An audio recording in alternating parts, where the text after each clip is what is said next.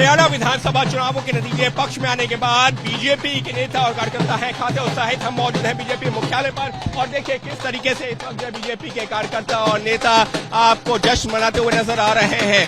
भंगड़ा भी कर रहे हैं और ढोल की थाप पर आपको नाचते हुए भी नजर आ रहे हैं।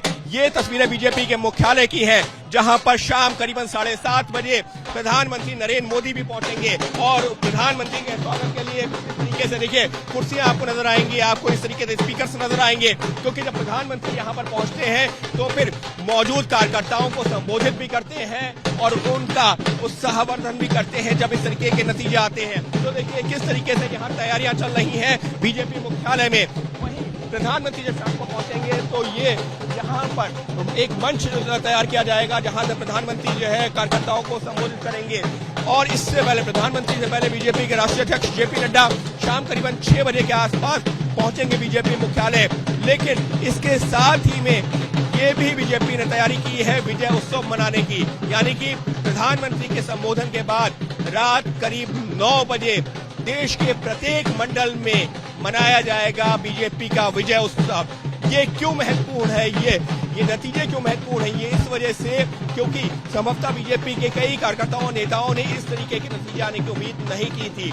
लेकिन दूसरी चीज, लोकसभा चुनावों में जिस तरीके का प्रदर्शन बीजेपी का रहा था, हालांकि एनडीए की सरकार बनी लेकिन बीजेपी के पास में अपने पास में पूर्ण बहुमत नहीं था।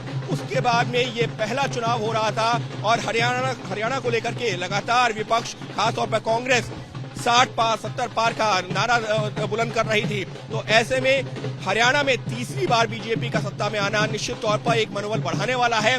जम्मू कश्मीर के भी भले ही सरकार ना बना रही हो, लेकिन जिस तरीके के नतीजे रुझान और नतीजों में जो तब्दील हो रहे हैं वो निश्चित तौर पर बीजेपी नेताओं का उत्साहवर्धन करने वाले हैं। और वही इस वक्त बीजेपी जताना भी चाह रही है, जाहिर भी करना चाह रही है अपने कार्यकर्ताओं का मनोबल बढ़ाने के लिए, और उसी को लेकर तैयारी की जा रही है बीजेपी मुख्यालय में और देश भर के हर एक मंडल में। सहयोगी कैमरा पर्सन सूरज पांडे के साथ अंकित गुप्ता, एबीपी न्यूज, दिल्ली।